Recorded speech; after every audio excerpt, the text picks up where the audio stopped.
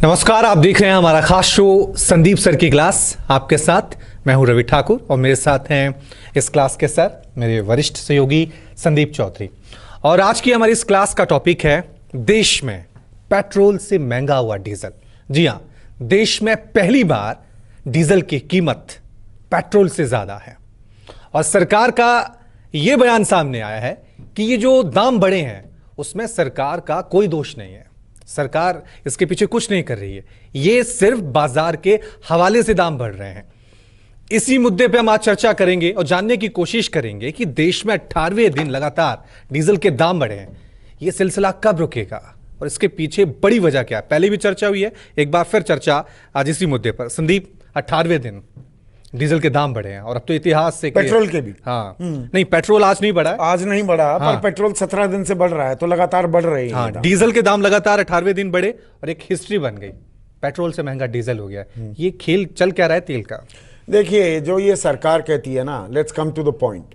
बाकी चीजें हमने डिटेल में दर्शकों को समझा रखी हैं, दर्शकों को समझ में भी आता है। लेकिन एक बात अब आप समझ लीजिए दर्शकों, जब सरकार कहती है ना ये मार्केट ड्रिवन है, बाजार तय करता है ये कीमतें, ये कोरा झूठ है, सफेद झूठ है, ये गप है। सरकार अपनी जिम्मेदारी से पल्ला झाड़ रही है, आंखों में धूल झोंक रही है। मैं कड़वे शब्दों का इस्तेमाल कर रहा हूं, पूरी जिम्मेदारी से इन शब्दों का इस्तेमाल कर रहा हूं और इसके पीछे वजह बताता हूं। जो ये 80 रुपए के करीब डीजल और पेट्रोल की कीमतें पहुंच गई हैं, इसमें से 70% से ज्यादा टैक्सेस हैं। टैक्सेस सरकार टैक्स लगाती है, केंद्र सरकार लगाती है एक्साइज ड्यूटी, राज्य सरकारें लगाती हैं वैट। 70% किसी चीज की कीमत हो, उसकी 70% टैक्सेस हो, तो मार्केट कैसे तय करेगा क्या कीमत है? 8 रुपए एक्साइज ड्यूटी होती थी 2014 में रवि, लगभग 8 रुपए। 9 बार एक्साइज ड्यूटी बढ़ाई गई। 2014 में 110 से 120 डॉलर पर बैरल कीमतें थी तेल की, और तब भी 80 रुपए का आंकड़ा नहीं छू रहा था। आज 43 डॉलर पर बैरल है कच्चे तेल की कीमत। हम 80 रुपए पेट्रोल के दाम दे रहे हैं। मुंबई में तो 86 रुपए रेट चल रहा है पेट्रोल का। 86 रुपए 54 पैसे। 86 रुपए 54 पैसे दाम चल रहा है। ये खेल भी समझाऊंगा। दिल्ली में कुछ और रेट, नोएडा में जहां मैं बैठा हूं वहां कुछ और रेट, मुंबई में कुछ और रेट। लेकिन 80 से 85 मतलब सेंचुरी के नजदीक जा रहा है पेट्रोल के दाम। और कीमत कच्चे तेल की कितनी? 43 डॉलर पर बैरल। कीमत क्यों नहीं घट रही? क्योंकि 9 बार एक्साइज ड्यूटी बढ़ी, वो 8 रुपए से 22 रुपए 98 पैसे हो गई। उसके बाद 2.25 महीने पहले एक्साइज ड्यूटी एक बार में 10 रुपए बढ़ा दी गई पेट्रोल पर और 13 रुपए डीजल पर, तो 33 रुपए हो गई एक्साइज ड्यूटी। अब वो थोड़ा और बढ़ गई है, तो ये 25 रुपए जो आपने बढ़ा दिए, उसके साथ आपने वैट लगा रखा है। 70% कीमत लगभग 56 रुपए, 80 में से लगभग 56 रुपए आप टैक्सेस में ले रहे हैं। और आप कहते हैं मार्केट के हवाले से। मार्केट का खेल कहां तक महदूद है? मार्केट का खेल इतना, और ये हमने दर्शकों को पहले भी बताया कि भाई तेल की कीमतें माइनस में भी चली गई थी, 10 से 12 डॉलर पर बैरल। मोटा मोटा वो तो कॉन्ट्रैक्ट था, उसको भूल जाइए। 10-12 डॉलर पर बैरल कच्चे तेल की कीमतें आ गई। आज वो 43 पे हो गया। सरकार ने एक्साइज बढ़ा दी। तेल कंपनियों का जो मार्जिन था वो धीरे धीरे स्क्वीज होने लगा। भाई 10-12 से रेट अगर जो 43 पहुंच जाएंगे तो उनके मार्जिन स्क्वीज होंगे, तो वो दाम बढ़ा रहे हैं। इसीलिए 9 से 10 रुपए की बढ़ोतरी हो गई है पेट्रोल और डीजल के दामों में, क्योंकि तेल कंपनियां अपना मुनाफा तो कमाना चाहेंगी ना। 18 दिनों में डीजल दिल्ली में 10 रुपए 48 पैसे बढ़ा है। 10 रुपए 48 पैसे तो वो मुनाफा कमा रही है। सरकार ने तो अपना मुनाफा कमा लिया ना। 1 रुपया एक्साइज ड्यूटी बढ़ाने से 13 से 14 हजार करोड़ रुपए सरकारी खजाने में आते हैं। तो 10 रुपए बढ़ाकर एक मुश्त आपने सीधा सीधा लगभग 1.5 लाख करोड़ रुपए अपनी जेब में डाल लिए। 13 रुपए डीजल के भी हैं, डीजल की खपत बहुत है। और यही सरकार के लोग 2013, 2012, 2011 में कहते थे कि देखिए ये सरकार की नाकामी है, महंगाई बढ़ जाएगी। डीजल पेट्रोल से महंगा हो गया, सालों बाद ऐसी चीज हुई है। 20 सालों में रवि, 20 सालों में अंतर्राष्ट्रीय कच्चे तेल की कीमतें और जो हमारी देसी दाम जो हैं उनमें जो अंतर है, ये 20 सालों का सबसे बड़ा अंतर है। यानी कि मौज हो रही है। किसी की तो जेब में बहुत पैसा जा रहा है ना, वो सरकार है और तेल कंपनियां हैं। और आप विपक्ष में थे, आप कहते थे ये सरकार की नाकामी है, महंगाई दर बढ़ जाएगी, डीजल के दाम पेट्रोल से महंगे हो गए और आप महंगाई की अब चिंता नहीं कर रहे हैं। और आप कह देते हैं ये तो देखिए मार्केट ड्रिवन है। अरे भाई, मार्केट ड्रिवन नहीं है। आप अपनी कमाई कम करने को तैयार नहीं है। और आप में जब मैं केंद्र सरकार की बात करूं तो सिर्फ केंद्र सरकार को टारगेट करना भी गलत होगा। यहां राज्य सरकारों की भी जिम्मेदारी है।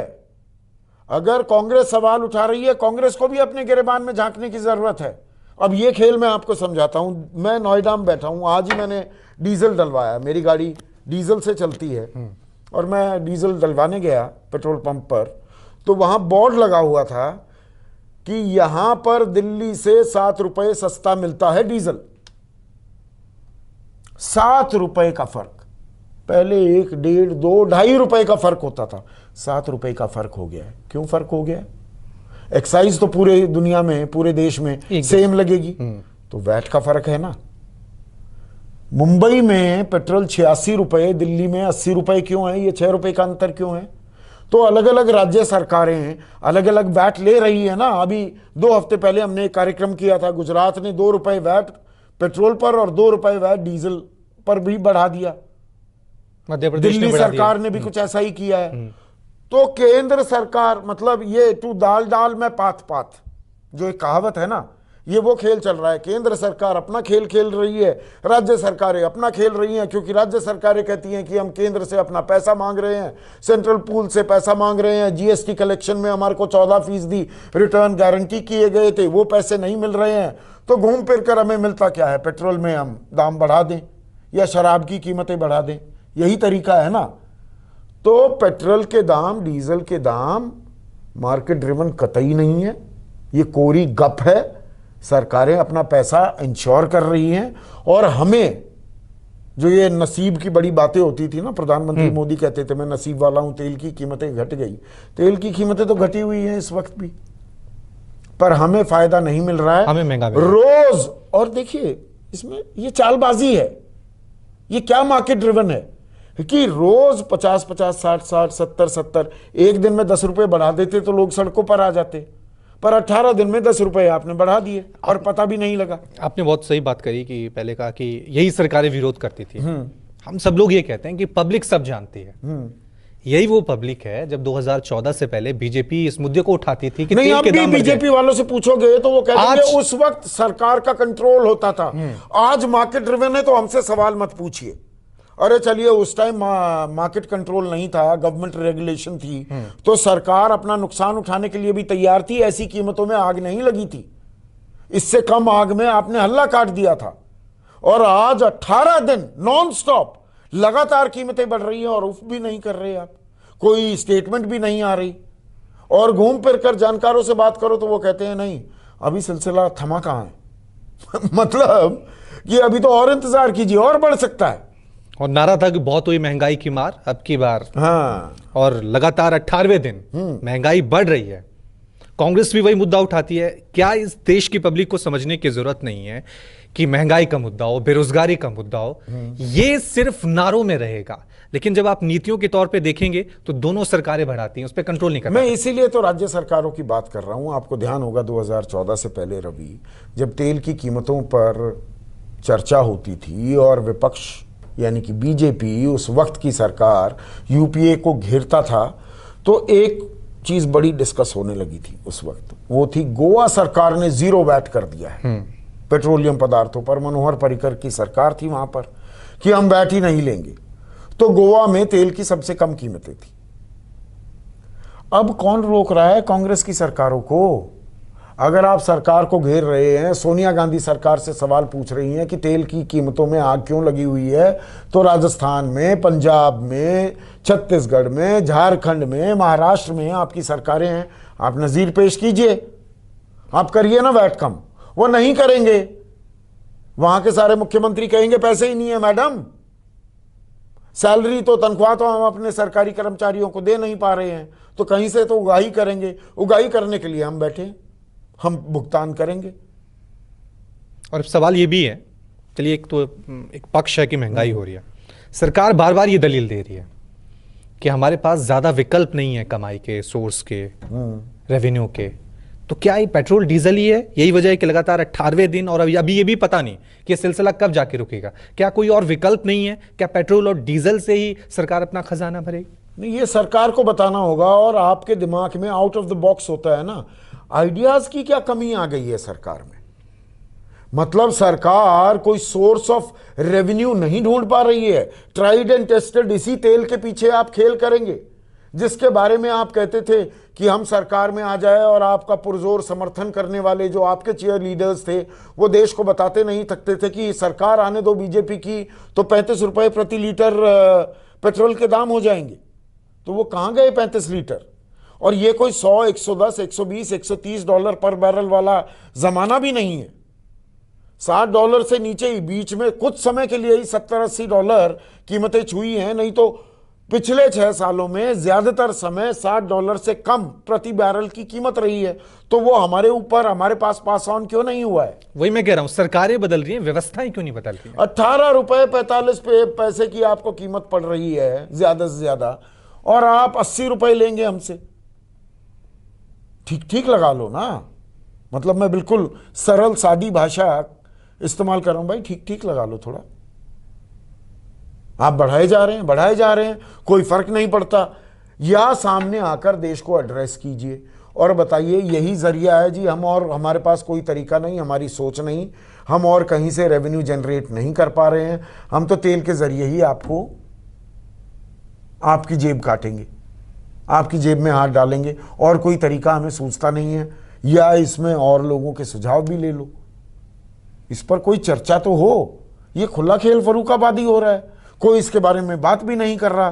चैनल पर भी खबरें नहीं बन रही हैं, अखबारों में भी। आज मैं एक अखबार का जिक्र कर रहा था, अपना शो जब कर रहा था, आज का मनी मंत्र, 14 words, you won't believe it Ravi, खबर 14 शब्दों की खबर थी, सीधी खबर, इतना सा एक कॉलम, खबर, diesel prices have risen by this much and petrol prices have risen by this much, full stop, बात खत्म।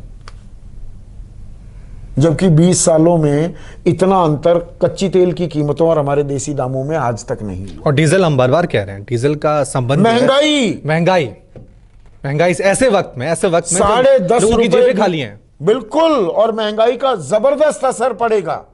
देखिए, पहले तो जो ट्रांसपोर्टर्स पर मार पड़ी थी, ट्रांसपोर्टर्स भी वो कारोबार करते हैं ना, ट्रक आपके 3-3 महीने खड़े रहे, उसमें 3-3 लाख करोड़ के सामान सड़ भी गए, अटके हुए थे। हाँ, हुआ। ठीक है, अब वो जो ट्रक्स थे, ट्रक्स ईएमआई होती है, ट्रांसपोर्टर ने फाइनेंस करा रखा है, उसका लोन जा रहा था। अब वो वैसे ही माल ढुलाई की कीमतें बढ़ेगी, उसको भरपाई करनी है 3 महीने की, गलत तो नहीं कह रहा मैं। ऊपर से $10.5 डीजल की कीमत बढ़ जाएगी, और डीजल से चलते हैं सारे ट्रक। तो पहले ही माल ढुलाई का किराया उसने ज्यादा चार्ज करना शुरू कर दिया, अब उसे और बढ़ा देगा। तो फल, सब्जियां, बाकी फास्ट मूविंग कंज्यूमर गुड्स, हर चीज की कीमत तो बढ़ेगी। ये तो कोई रॉकेट साइंस है नहीं है, तो बेसिक सी इकोनॉमिक्स है। ट्रांसपोर्टेशन कॉस्ट बढ़ेगी तो महंगाई दर भी बढ़ेगी। और ये मुद्दा नहीं है देश में, क्योंकि महंगाई दर में भी देखिए एक खेल है, इसीलिए सरकार ज्यादा चिंतित नहीं दिखाई दे रही है। आज की तारीख में आप घर में बंद हैं, आप बाजार तो जा नहीं रहे, मॉल खुले भी हैं, तो आप मॉल में जा रहे हैं क्या? डर रहे, अभी जा रहे हैं क्या आप सामान खरीदने के लिए? आधी चीजें आपने काट दी, तो डिमांड नहीं है अभी मार्केट में। एंड इन्फ्लेशन कहीं ना कहीं डिमांड सप्लाई से जुड़ी होती है। महंगाई तब होगी ना कि आपकी सप्लाई कम है, डिमांड ज्यादा हो रही है, तो दाम बढ़ने शुरू हो जाएंगे। सिंपल सी बात है। अब जब डिमांड ही नहीं है तो महंगाई और सेक्टर्स में नहीं, सिर्फ फूड इन्फ्लेशन बढ़ रहा है। क्योंकि आप फल सब्जियों की खपत तो रख रहे हैं ना, घर में खाओगे तो हो ही, सब्जी तो बनाओगे, भाजी तरकारी बनाओगे, फल भी खाओगे, तो उनके दाम तो बढ़ रहे हैं। तो फूड इन्फ्लेशन बढ़ रही है, बाकी चीजों की इन्फ्लेशन, महंगाई दर अभी काबू में है, तो सरकार को फर्क नहीं पड़ रहा कि बढ़ने दो दाम, इन्फ्लेशनरी अभी तो ट्रेंड आएगी नहीं, तो सरकार इस चीज पर भी बैंक कर रही है अभी। और बार बार देखिए, हम बार बार यही कह रहे हैं कि बेशक देश में आपातकाल की स्थिति है, यही वजह है कि इस बार बहुत ऐसे मुद्दे हैं जिनके बारे में आवाज़ उठनी चाहिए, जिनके बारे में चर्चा होनी चाहिए, लेकिन हो नहीं पा रही, क्योंकि एक सिर्फ तर्क दे दिया जाता है कि अभी कोरोना की वजह से स्थितियां साफ नहीं है, इसलिए हमें ये कड़े फैसले लेने पड़ रहे हैं। यहाँ पर कोरोना की वजह से कच्चे तेल के दाम तो घट गए, तो हमारे दाम घटा दो ना, सिंपल सी बात है।